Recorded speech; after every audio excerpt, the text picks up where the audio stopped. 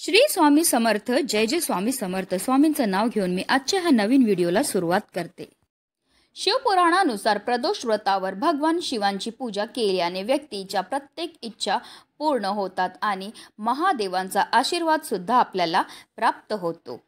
प्रत्येक महिन्याच्या कृष्ण आणि शुक्ल पक्षाची त्रयोदशी तिथी ही महादेवांना समर्पित आहे.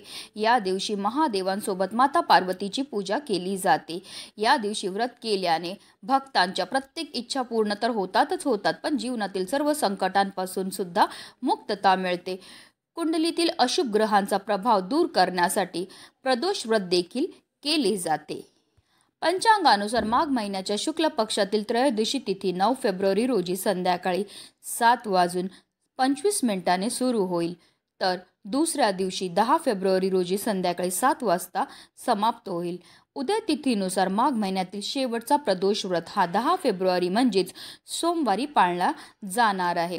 सोमवारी येत असल्याने याला सोमप्रदोष व्रत असेही म्हटले जाते. ज्योतिषशास्त्रानुसार माघ महिन्याच्या शेवटच्या प्रदोष व्रताला त्रिपुष्कर योग, प्रीती आणि शिववास योगाचे दुर्मिळ संयोग तयार होत आहे. याशिवाय या दिवशी पुनर्वसू नक्षत्राची देखील शक्यता आहे. या योगांमध्ये महादेवांची पूजा केल्याने भक्तांना सर्व त्रासांपासून मुक्तता देखील मिळते.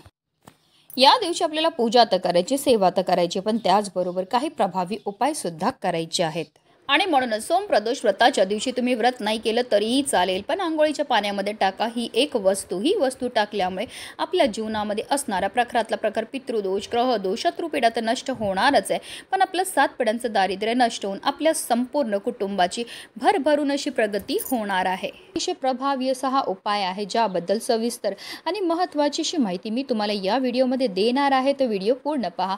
आणि जर तुम्ही माझ्या चॅनलवर नवीन असतील तर चॅनलला सबस्क्राईब करा आणि शेजारी बेल आयकॉन सुद्धा प्रेस करा, जेणेकरून तुम्हाला माझ्या नवनवीन व्हिडिओचं नोटिफिकेशन हे मिळत राहील आणि तुम्ही एक पण व्हिडिओ मिस करणार नाही. आणि कमेंटमध्ये ओम नमः शिवाय लिहायला अजिबात विसरू नका.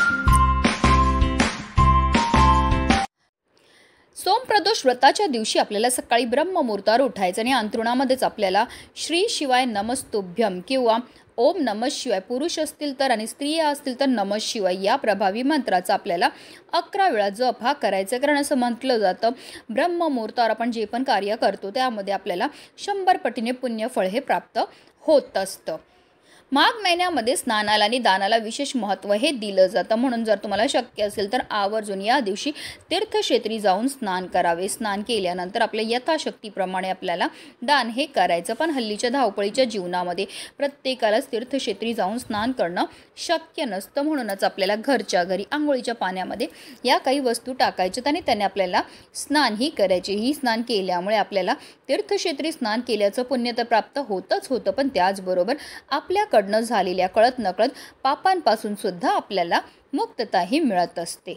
म्हणूनच आपल्याला ब्रह्ममुहूर्तावर उठायचं आणि आंघोळीला पाणी हे काढायचं आहे.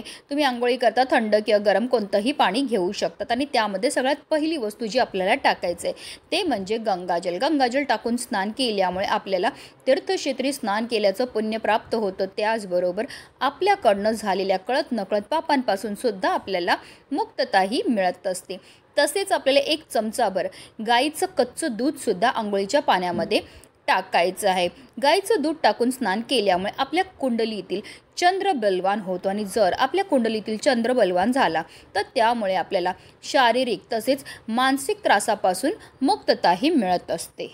तसेच आपल्याला चिमूटभर काळे तीळ सुद्धा आपल्या आंघोळीच्या पाण्यामध्ये टाकायचे आहे. काळे तीळ हे महादेवांना अतिशय प्रिय आहेत. तसेच काळे तीळ हे आपल्या पितरांना सुद्धा समर्पित असतात. आणि जेव्हा पण आपण काळे तिळांपासून काही उपाय करतो तर त्यामुळे आपल्या कुंडलीमध्ये असणारा प्रखरातला प्रखर पितृदोष, ग्रहदोष, शत्रुपीडा दूर होण्यामध्ये मदत ही मिळत असते. तसेच आपल्याला चिमूटभर हळद सुद्धा आपल्या आंघोळीच्या पाण्यामध्ये टाकायची. आंघोळीच्या पाण्यामध्ये हळद टाकून स्नान केल्यामुळे आपल्या कुंडलीतील गुरुग्रह बलवान होतो आणि जर आपल्या कुंडलीतील गुरुग्रह बलवान झाला तर त्यामुळे आपल्याला आर्थिक समस्यांपासून मुक्तताही मिळत असते. तसेच आपल्याला चिमूटभर खडे मीठ सुद्धा आपल्या आंघोळीच्या पाण्यामध्ये टाकायचं आहे.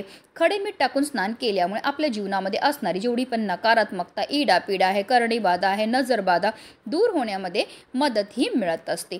तर या सर्व वस्तू आपल्या आंघोळीच्या पाण्यामध्ये आपल्याला टाकायच्यात आणि आपल्याला स्नानही करायचे. पण बऱ्याचदा लोक चुकीच्या पद्धतीने स्नान करतात, त्यामुळे सुद्धा त्यांना कोणत्याही उपायाचं शुभ फळ हे प्राप्त होत नाही. तर आपल्याला काय करायचं, सर्वप्रथम एक मग पाणी जो आहे तो आपल्या उजव्या खांद्यावर टाकायचं, एक मग पाणी आपल्या डाव्या खांद्यावर टाकायचं आणि त्यानंतर आपल्याला संपूर्ण स्नान ही करायची आहे. स्नान करताना निरंतर आपल्याला श्री शिवाय नमस्तुभ्यम किंवा पुरुष असतील तर ओम नमः शिवाय आणि स्त्रिया असतील तर नमः शिवाय या प्रभावी मंत्राचा जप हा करायचा आहे. जेव्हा आपण आंघोळीच्या पाण्यामध्ये या सर्व वस्तू टाकतो त्याचबरोबर मंत्राचा जप करतो, त्यामुळे आपल्या तनाबरोबर आपल्या मनाची सुद्धा शुद्धी ही होत असते आणि पवित्र तनाने आणि पवित्र मनाने केलेल्या प्रत्येक कार्यामध्ये आपल्याला 100 पटीने पुण्यफळ हे प्राप्त होत असतं. अतिशय प्रभावी असा हा उपाय केल्यामुळे आपल्या जीवनामध्ये असणारा प्रकारातला प्रकार पितृदोष, ग्रहदोष, शत्रुपीडा तर नष्ट होणारच आहे, पण आपल्या 7 पिढ्यांचं दारिद्र्य नष्ट होऊन आपल्या संपूर्ण कुटुंबाची भरभरून अशी प्रगती होणार आहे. म्हणूनच व्हिडिओ जास्तीत जास्त लोकांपर्यंत शेअर करा, जेणेकरून प्रत्येकाच्या आयुष्याचं कल्याण हो हीच मनामध्ये इच्छा. श्री स्वामी समर्थ. जय जय स्वामी समर्थ. हर हर महादेव.